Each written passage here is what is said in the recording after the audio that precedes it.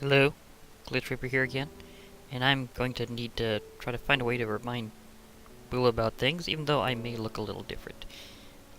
So, let's try this. So, yeah, I know I know I look a little unfamiliar right now, but I'll explain that more later. The bigger deal is I need to remind you that it's me here, so I need to try to give you the same ring I gave you before, and I think that'll help you remember. So, at least I think so. I mean, I hope so. I mean, I think, I think you're ready to remember. So, um, let me see. Do I got my? Yeah. I got more than enough now. I just kind of, in a way, wish that it was something that had more. Well, there is some use. I could use it to get some other gold. If things are still right. Do I not have any charcoal? No, I do not. Oh well. Straight up coal it is. But yeah, I'm gonna make this ring for you again, and hopefully that'll help remind you of things. Okay, now, oh yeah, I need a diamond. Let me see, red. Do I have? No, I do not. Do I have bone meal in here? Okay, that I got because I'm gonna try to do this as a pink diamond as I did before. Do I have the mold already somewhere else, or did I put it up? I think I put it. Oh wait, I do have it. I do have it. That's good. That's good. I need to find a poppy. Okay. Oh, that was fast. Oh my gosh, that was so easy. Yeah. So while that's cooking up,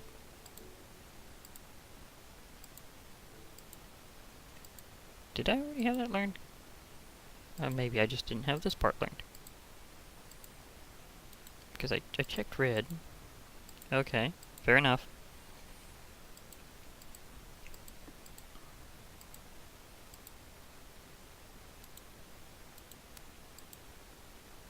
There we go. Okay, I have some of this. I may need more later, but for now, I think I just need to pop in the diamond. Let something burn. A little bit more power here. So, that'll be more than enough, because I need to flick this process back and forth.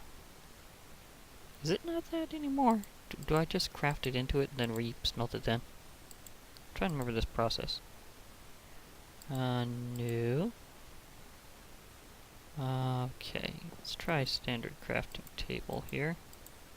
So it used to be... Wait, how am I supposed to get the diamond dust? And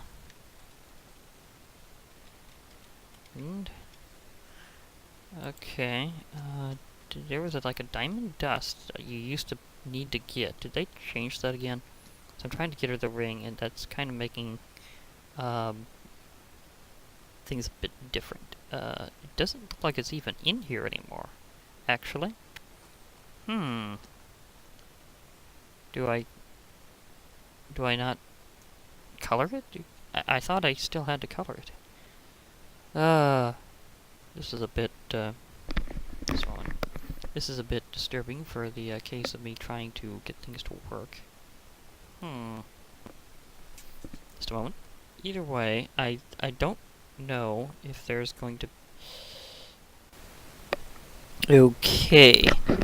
Hope this works over the annoying sound that happened before, but it kind of went into something repetitive again. I'm not sure what causes that. It has only happened on occasion.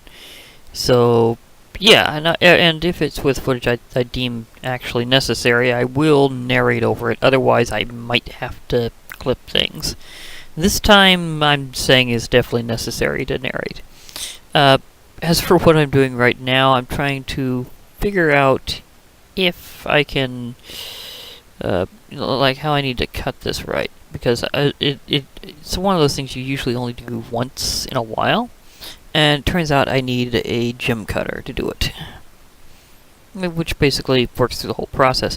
But the thing is, for some weird reason, I still find it weird that the pink diamond possibility is no longer there. Like, you cannot, like you just can't get it.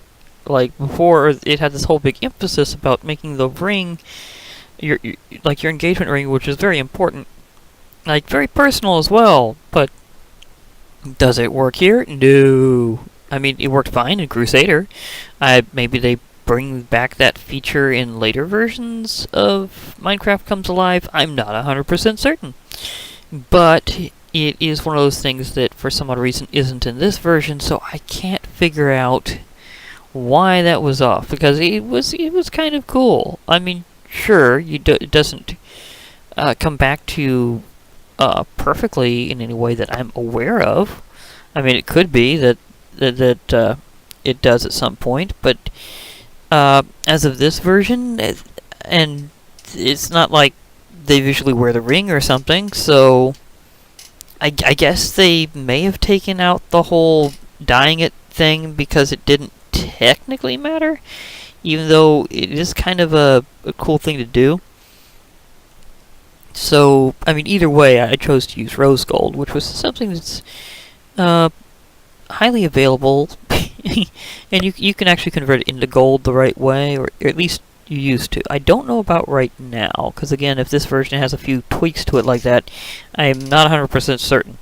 So I'll have to figure out later if you can actually do the whole gold dust thing and convert it into regular gold. But for now, I'm just making the ring, making sure that it at least has a diamond heart, even if it's not pink diamond, which is the only truly valuable diamond in the world. I mean, let's face it, if it's literally the only one that they can't recreate in any way, so it's the only one that's really precious. Otherwise, if you really want quality diamond out there, lab grown is not only perfectly fine, but sometimes actually better. So, yeah, the only one that has the laboratories beat is pink. In this case, I managed to give her back the engagement ring, trying to remind her of what we had before. So, yeah, that part, it came through pretty well. I was able to basically say, yay! Now you remember better now. So, it's just like that one last step's going to be later, where I get the main wedding ring. Although it is kind of weird. I mean, in this mod, the engagement ring is often more expensive than the wedding ring, because it usually involves a diamond. But the wedding ring does not. As for here, we get to meet Clin. He's gonna be my resident mage and sell us some nice elemental shards over time. They're basically trade items you'll be using in Village Box to get other magical items. So he's gonna be our go-to guy for the right stuff. And then after that, it'll depend on how I upgrade other villagers. And the upgrading process is different for each course. They start off as like a just villager, and you can upgrade them to like a peasant, which is apparently like down like a farming path. You can upgrade them to scholar so that they can do special studies, and apparently can go from there. They actually go to librarian. Scholar apparently isn't really quite a librarian yet, but scholars are also where you get your path to mages, the wand makers, or staff makers, the alchemists, which I don't have one of even at this time, shamans, who apparently do custom totems. Like, they have special effects, and some of which could probably be pretty useful. And so while I'm trying to get one of the villagers upgraded here that I just got, It's just one of those things to think in mind that have this big branching pathway type system. And I'll definitely be exploring that more later. Also, of course, later on, I kind of do something that... well, here I'm upgrading Clint, making him a scholar. So yeah, he's even holding a scroll. So, yeah, you can see he's got scholarly studies. But, yeah, this is where I think I'm also seeing some of the other things that you can do. But the thing is, scholars, their main item is something to downgrade villagers if you want. But I think I found out later that librarians can also do that, so they're not really as important as they could be in terms of keeping them as a scholar. But being upgraded to a mage is a definite big thing you need to do. Because that way you can get your special elemental shards. And the element shards here kind of remind me of Thaumcraft shards, but I know they're still not the same. However, they do tend to go into certain special use magic wands, so maybe there was a parallel they were looking for there. Maybe. I'm not 100% certain on that. I mean, you can kind of see it. Well, I'm not sure if at this... Yeah, I think I upgrade him to mage soon. But anyhow, he will be selling those kind of shards. Like fire shard, earth shard, etc. And they'll be useful in getting staves and totems made by other classes, so that'll be pretty cool. But it will also be kind of expensive over time, from what I've found out, because you need to go through a lot of coins in this mod. Like, you will definitely be going for it. So whenever I really need to get those, I'm gonna have a boatload of silver coins. Like, I'll probably be doing a lot of off-camera work, just building money sometimes, because it's a little expensive to go through things. Now, also remember that there's certain things you can and can't do to get money. Like, you could repetitively do things, but I think most things require a player to actually harvest money. I don't know if... I don't think I've seen too terribly many automatic deaths from monsters where they reveal that they have coins lying around. I mean, I could try, I suppose, later doing a fake player type situation and seeing if it can harvest it. But I'm not 100% sure if that'll work. And even then, just for automatic use, I'm wondering if that even really be comparable to doing it just at full speed. Because you can sometimes be faster just doing things manually. And now he's a mage and sells me the special stuff. Also, yep, there's the shards I was talking about earlier. Now the thing is that they again, this does seem kind of modeled vaguely after Thaumcraft. I could have sworn that I've seen some traders in whenever you have Thaumcraft actually sell you shards, but I'm not 100% sure about that. Either way, you can get some magic wands later and stuff. That's what I'm kind of going for here, is to explore the system and see what they got. And in this case, he's the one who gives magic shards. And I correctly assumed that later on they'd be useful as trade items to do certain things with, like getting magic wands, or staffs, apparently is what they go for here. And, of course, other items that also use the elemental powers. So, yeah. I mean, but it's not done by you crafting with them. You absolutely have to trade, so you have to have, like, the right class to really process these elemental shards into things. It's like, for example, a staff maker will give you magic staves, but you still have to have the shards. And, I think here comes the guy I eventually promote into a staff maker. Actually, I think that's the note I got from that, was for the one I'll eventually use to make the guy that gives me the magic staffs. But there'll be various other things you can do with them. I know that I'm still, at least at this exact time, I'm kind of working on trying to get myself an alchemist. I already got like one of them promoted up to staff maker. Another one I get in, I got promoted up to Shaman. But Alchemist, I still don't got. I don't know if they got exclusive potions. That's something I definitely want to explore. Speaking of exploration, at this point, I am trying to figure out more about how MineColonies works. Because it's one of these things that, yeah, that little thing, that's something you're not going to see for too terribly many versions longer, because, yep, Data Aquatic, we won't be having, darn lips, won't be having displaced water from ladders anymore, so use them while I can. But yeah, what I'm doing here is I'm trying to figure out some things about MineColonies, both on camera and off camera. I've been trying to explore the mod and figure out how it works. It's kind of a bit of mob-based automation, because they can build things for you. They can farm for you a bit, a few other stuff like that. But a lot of it's also based on a different kind of customization, because if I use the tools properly, I can scan structures and have them rebuild it for me if I give them materials and stuff. So, as I'm trying to get into MineColonies here, it's something to keep in mind. Right now, I don't even think I really placed my town hall yet. I was just gonna make things a little less lonely for me and Bula there, as I was adding in, as I was trying to get back some citizens in terms of, just making the place a lot less lonely. So, I have some village box citizens in there, and I have some mine colonists that were about to show up. Although not quite yet, apparently. See about that later. At least I'm decently quick in moving around here. At least I've got some speed. Of course, the two locations aren't really that far apart, so it's not really a big emphasis. So I don't have to worry about that too terribly hard. So, yeah.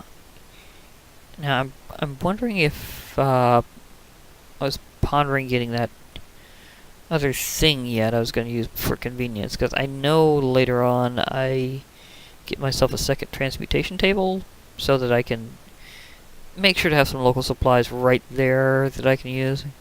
Right now, I think I'm just running for the bed. Ish.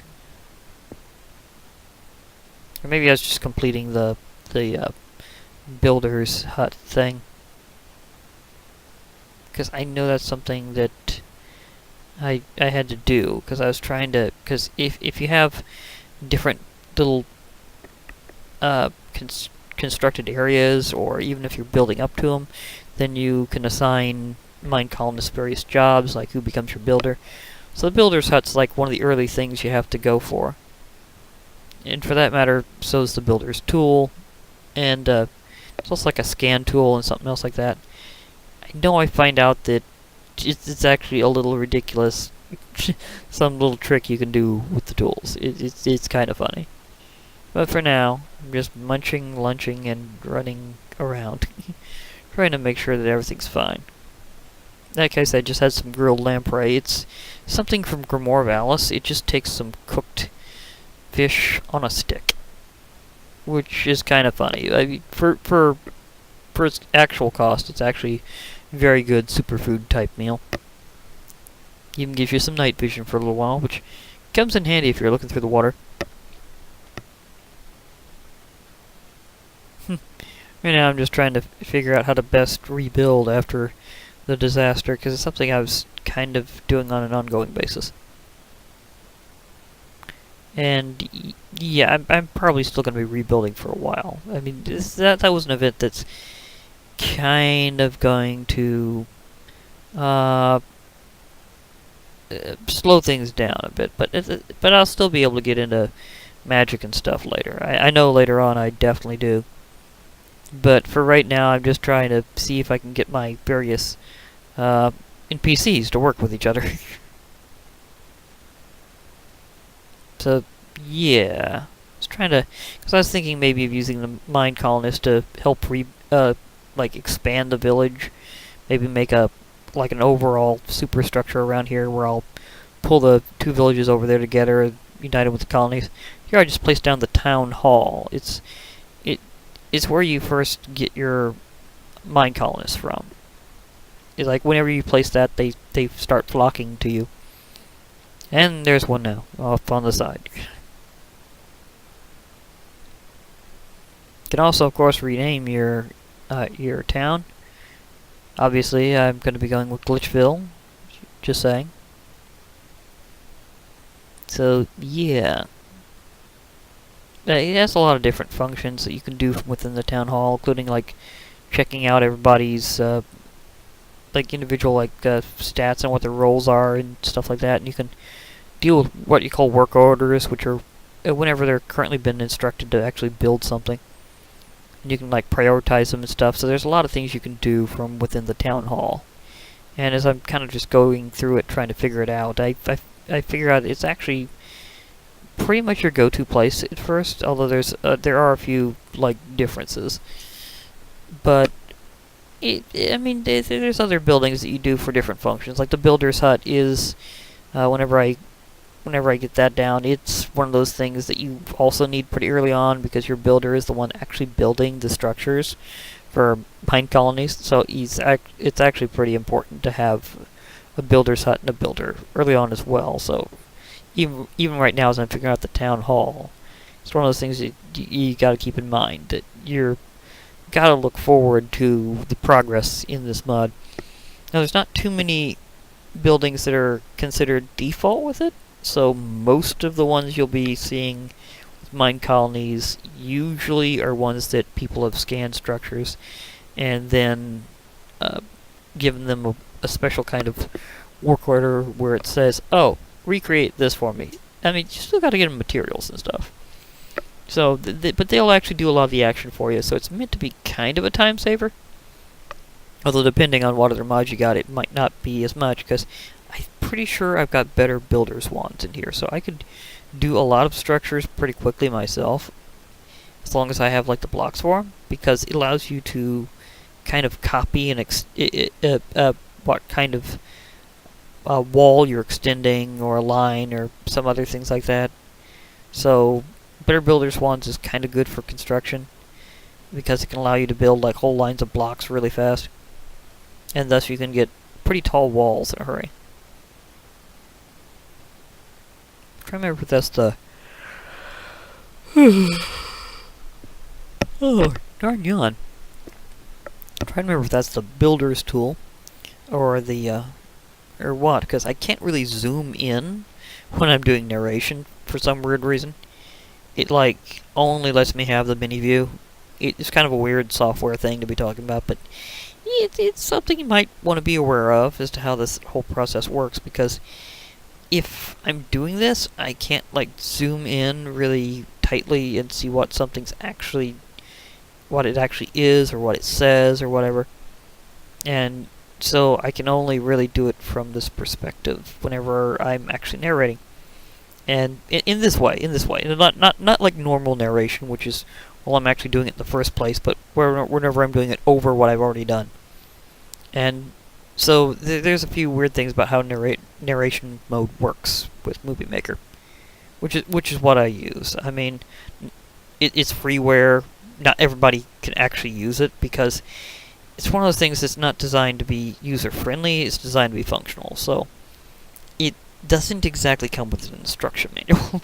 And because of that, a lot of people will be going, but I don't know how to use it. It's like, you gotta experiment with it, figure it out, but a lot of people probably won't go that far, so I don't really expect many people to use my methodology of using Lightcam and Movie Maker together to do most things.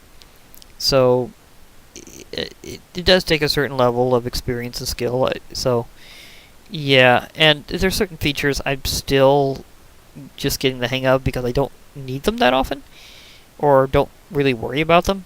And going into narration mode is certainly something that I don't need to do very often, but I don't want to have to do very often, because doing it after the fact is kind of a little weird. It is, compared to normal. I mean, it's not just about having natural reaction, too. It's about, like, if you have to do it over something you've already done, you kind of don't remember what you said the first time, so it's kind of weird because you're kind of commenting on something you've already done, but it's just not like it's just hard to recreate the moment, is what I'm saying. So that's what makes this always a little bit awkward. There's only like certain things where you can do that. Like the moment I looked into that little notch there and realized, oh, this is something I'm not going to be seeing after a while. Well, that's pretty easy to think of the same reaction over and over. Basically, it's just But in terms of like other things, it just doesn't seem quite as natural. So yeah, I mean, you know what I mean. Anyhow, at this point, I'm making myself that secondary transmutation table, and we'll be using it to, in the future, get materials for mine colonies closer to the site, so that I don't have to, like keep walking over to the main part of my town, and I don't have to lug around the transmutation table that I have everywhere that I go. That way I can have some that are already established, they're already sitting there waiting for me. And because they're an interconnected system, it makes it a lot easier. Because it's actually information bound to you. This is actually one of the, like historically, the equivalent exchange series was one of the first to have serious amounts of information bound to the player, rather than a block, and that's carried over in Project E. So the information bound to you is like however much EMC you have, as well as your transmutation knowledge of things you know how to recreate. And that's very important. And that's why I wanted to have a secondary transmutation table and station it over there. Is I was thinking, well, no matter where I go, if I already have one of these somewhere, then it'll let me just do it over and over again. Wait, sorry, I got my reactions missing. I just looked at that whole building and scan tool thing again. It was kind of weird because you can actually make unlimited scan tools off of one building tool. It's like a weird thing that it does with crafting. I think that was a bug. Oh my gosh. But, oh well. Oh, I don't know if that's a bug or not. So, we'll see. I mean, there's some things about MineColony that's still a bit beta, or work in progress. But, yeah, again, the whole reason why I wanted the extra transmutation table was because no matter where I go, if I've got one, it already will have my supply of EMC, and it'll already have the types of transmutations I can do. And here I'm putting in the guy that will eventually become my staff maker, although he has not been upgraded as of this exact moment yet, so keep that in mind that he'll look different later. Right now he's just moving in. But later I'll be having magic staffs. And as I go along further with Village Box, I'm thinking maybe eventually I'll have learned enough about it that I could actually do a review on it. But it's one of those things that a lot of it is kind of just learn as you go. So it's something that I don't know if I'm quite ready for that yet. I think it'll be mainly later on that I probably do something individually for it, because it's kind of one that hasn't been used that much, even though it is kind of an interesting take on the whole village situation. So I'm thinking of doing that eventually. I'm thinking of doing a review on Village Box eventually. Now here I'm putting down my builder's hut, and I'm trying to. I think I saw the lines for a moment, but overall, it's something I think I reposition a few times, because it's the more that they have to, that the mine colonists have to do to get the building done, the longer it takes. Like if they have to fill in water, it'll take them longer. If they have to like clear out land overall, it'll take them longer. But as they do more stuff, they'll level up and get better and better at it. And the buildings also have like certain requirements for what they can and can't use whenever they're either building it or whenever they're being stationed at it or something. And this heavily applies to the builder's hut, because they'll say whether or not you need a certain tool or something, and a lot of the information you'll get about mine colonists is actually just said in the chat between you and the mine colonists. Like they'll say at this time, oh, I need a particular kind of shovel, or I need a or I need like certain materials and stuff like that. And both mine colonists and village box will report if one of your citizens die off, and like things like cause of death and where. I've noticed that mine colonists are mainly dopey about their pathing around danger, while village box citizens have the habit of being dopey about how far they wander out where they could get to possible dangerous mobs. They still path around actual dangerous, like, environmental features fairly well, but they seem to get pounded by zombies. So, yeah, a lot of things are definitely targeting my village for one reason or another. And I know with your colonists that can also be an issue. So, in here, random fight. Thank you, blade that seems to never break. Seriously, it's like, why is it doing that? But at the same time, it's really useful that it is. The thing is, originally I was going to turn this particular sword into a better sword, but after the fact that it's just been going on forever, I'm not sure that's necessary. And also, I don't know if I can, because the JEI has not been particularly trustworthy with Slash Blade. Like seriously, it doesn't seem to always know what it's actually doing with that. Like, some things work, some things don't. That has made things very confusing. But yeah, I'm working with it. Because it's a cool mod. It's mainly about style. So you can just do these long combos that look cool. Of course, they do have a lot of function to them as well. Like, blowing through invincibility frames is definitely a big one. So you can very savagely take back the spam click. Wow. And there, that one goes down. Also, it should be noted that you get bonus damage with your slash... Darn lips again. Your slash blade katanas if you get a large enough combo. Like, they'll actually upgrade how much damage they deal as the combo goes further. So it can be really useful to do a long combo just because of that, but it's also partially because they don't deal much damage otherwise with, like, per hit. So you gotta do humongous combos to deal massive damage. But it does let you, and it tends to hit stun the enemy pretty impressively. So you can kind of lock them in and just let the fantastically long and exciting combo go through of just slashing them to total ribbons. So yeah, well, in Minecraft is the big poof that you're looking for, but you know what I mean. And here I am interrupted by all sorts of monsters on my way back, because I was just trying to rest off, to let the mine colonists sleep and have their bread in peace. Yes, they do actually eat bread. You have to feed your colonists. It is a big deal. Not so much the other types of villagers so far. Not so much them, but the mine colonists definitely eat. I know later on I give them a supply of bread. So, I don't think they have one right now, but I was letting them at least sleep in peace, I should say. Oh, that one really smarts.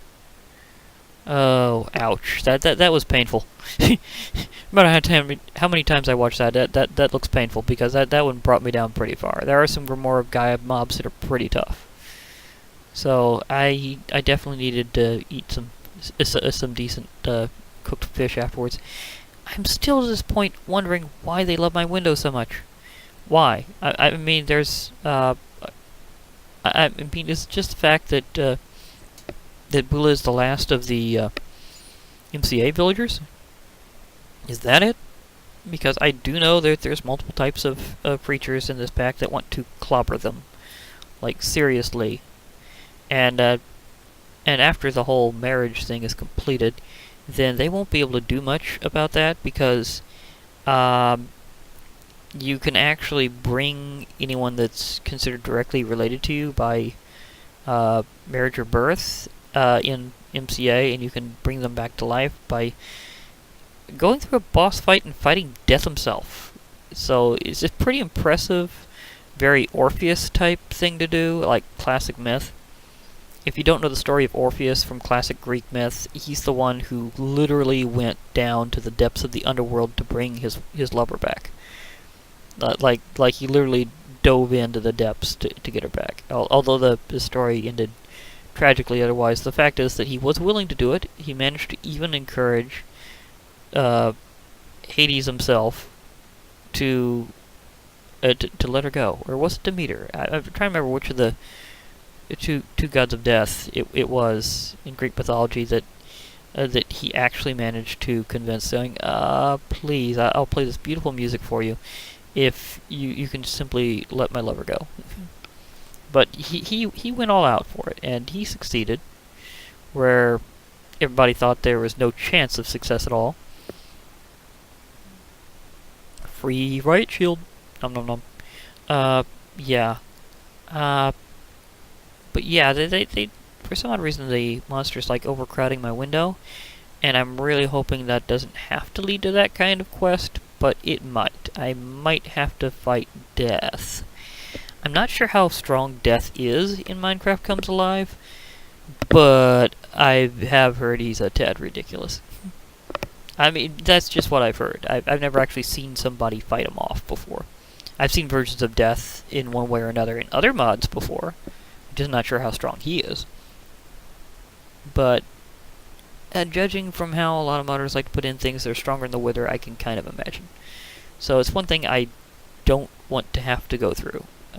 I mean, I can. I mean, if it comes up, it's just not something that's really a main progression type thing for going through otherwise. It's just something that, if it happens, it happens. So, if I have to wind up fighting death, I will definitely show that, because it'll be like my first time really seeing it, and I'll be the one doing it. So, yeah, that would be impressive if it happened, but I'd rather it not. Because just think of the tragedy. That'd mean I'd lost Bula, or maybe like in this particular like not in Crusader yet, but I may have kids with her in Magic and Mythos. That is something you can totally do in Minecraft Comes Alive. In fact, it's a whole big thing about it, is having family.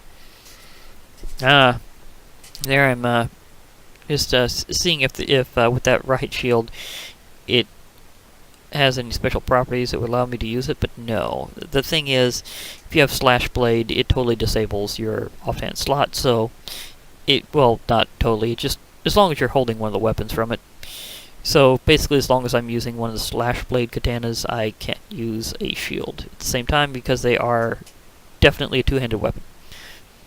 So, yeah, it's just the way they handle it is a bit different. But yeah, as I was saying, the thing is, the emphasis on village box is about family, and you are able to bring them back to life if you really need to. If they fall, you'll find like there'll be like a nearby grave that'll happen, and then you can find like a trinket or something from them, like a keepsake memento, and then you use that, the special shrine you build, and you face death, and you get this special staff called the Staff of Life, and if you use that, you can bring people back. Now, village box villagers, they'll revive themselves. Like, if they get knocked off, it'll tell you the message and all that, but it won't be as big of a deal. I mean, it'll take a certain amount of time for them to bring themselves back. I don't know how long, but I'm definitely going to find out, because between episodes, after like this couple sessions I did, I in fact lost my banker. Yeah, she was wasted by a zombie.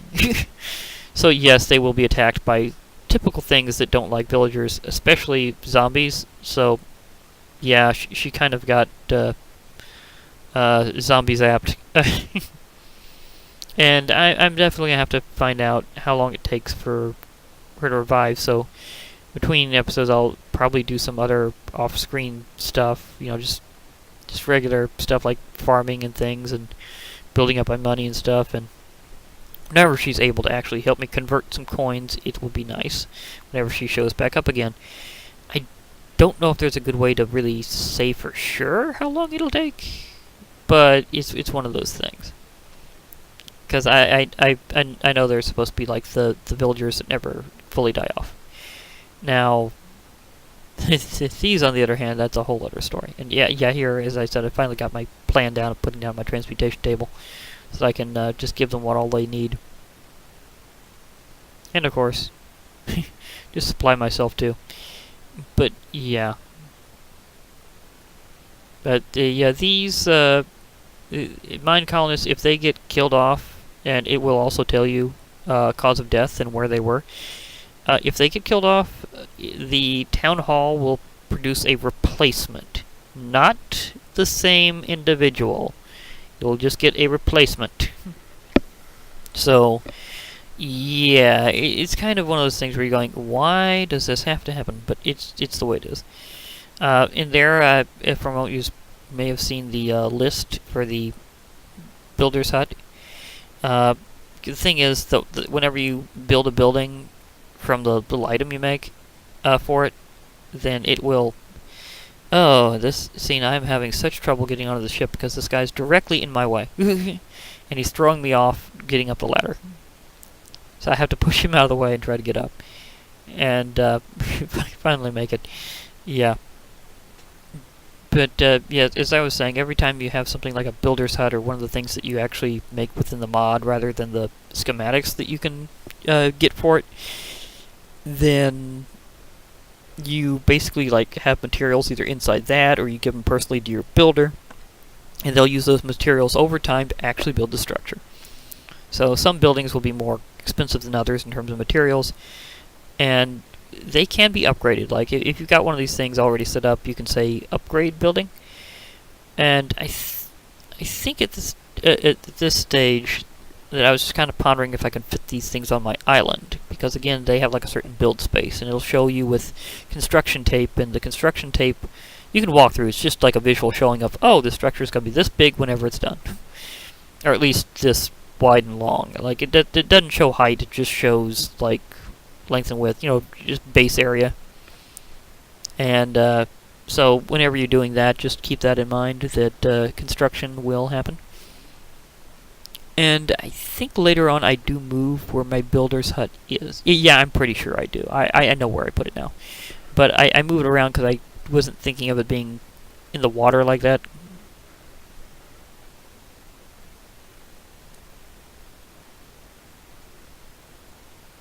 So, yeah. I kind of go over different iterations of this a few times in terms of trying to figure out how to get things positioned. Not all of which I'm going to be showing right now, because a lot of it, I don't know if it's really necessary. But it is something to just say that it takes some tweaking to figure out how you really want to construct your colony. Oh, yeah, Mr. I don't want you on my ladder again. And, okay, this is just bad to see. I'm getting juggled by colonists. So, yeah, this is like, why won't you let me on the ship where the stuff is that I need to give you? Like, seriously, please, people, just let me on. And until I finally get there. Oh well. Well, with that, I think I can leave off, because I think I've summarized a lot of things. I mean, including the fact that whenever me and Bula go over to the other village, we turret, but they don't seem to know that we're engaged, so I get like 0 engagement gifts the entire time. It's kind of a bummer. So, yeah. I mean, I wonder if later on, like, if I were to, like, have kids in the mod, and if they were giving, if they, I don't know if they do that with, like, those that are related to you, if they give them engagement gifts too, or if it's just you. I think it might maybe just you. So therefore I don't think I'll be able to find out if I united the villages earlier, if they would actually have registered the whole thing. Because it's one of those things that I'm going to be building up to. I'm going to try to make paths of buildings between them so that they count as one big village/colony. So over time I'll be doing a lot of building in this series, but not something I'd normally go all out with, but something about it just kind of made me feel it this time. Possibly actually seeing villagers who know how to build things. So that could be a big part of it, just knowing that I had that as an option. To just let them do their thing and watch them work and all that jazz. Now, I can also supply them with a lot more materials because I have Project E, so I can always like build up and give them whatever they need. So and let them do that while I go off like adventuring or other things. You're prepping magic and stuff like that. Which reminds me, I really need to go out and do some serious magical exploration, because that's how some of the magic mods really work. In fact, I think at least 3 really require exploration. So I need to actually get out and explore more, like over the sea, well, especially over the sea, and maybe even over land, looking for like ancient structures, like pyramids and stuff.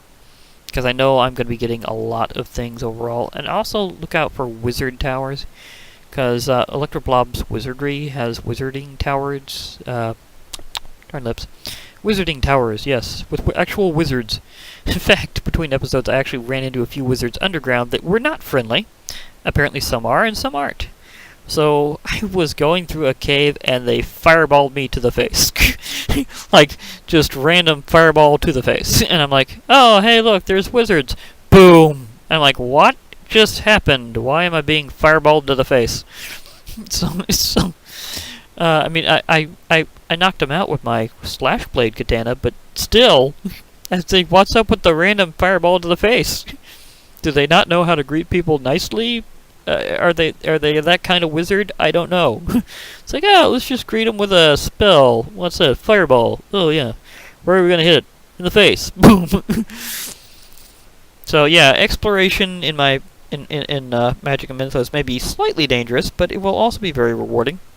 Especially when I found out that those wizards are in fact a renewable source of those magic crystals I need so much of. So I'm going, yes, that works.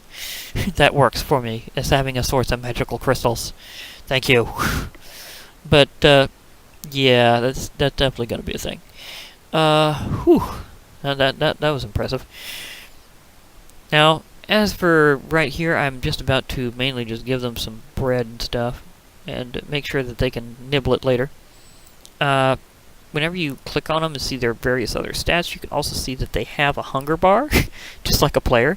So hence why I'm divvying up all this bread, is I'm going to distribute this to my colonists, and then after that, whenever they really need to feed, they can just nibble on their bread. But yeah, I mean that shows that yes, they actually eat. But again, the other types of villagers I have around here don't really need to worry about that, so it's mainly just going to be a MineColonist thing. I'm probably later going to scan in some structures from my profile somewhere. Not necessarily the same world. I think it goes across worlds as long as it's in the same profile. And then I will probably get something very special constructed by them. And you'll see more of their complete structures later as I go along, because this is kind of the earlier moments in this major session I did, and some stuff happened, so it made it so that I kind of have a little things technically completed out of order, but they will be later actually uploaded in order. It's just that I kind of well, I had to go back and do this narration separately because of craziness. Here, this is just showing some of the things that can pop up at night. It won't be all just magic stuff.